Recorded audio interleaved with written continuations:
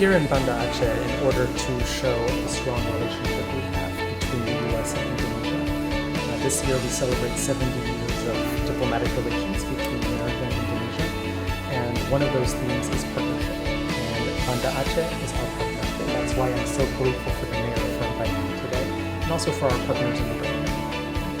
Dan kita mengucapkan terima kasih banyak karena ini adalah bentuk dari perhatian mereka kepada Kota Banda Aceh. Kita sudah mengusulkan dari soal bidang pendidikan dan bidang kesehatan, dan mereka memberikan solusi-solusi tentang pendidikan di Kota Banda Aceh, terutama sekali bagi mereka yang mau belajar di Amerika.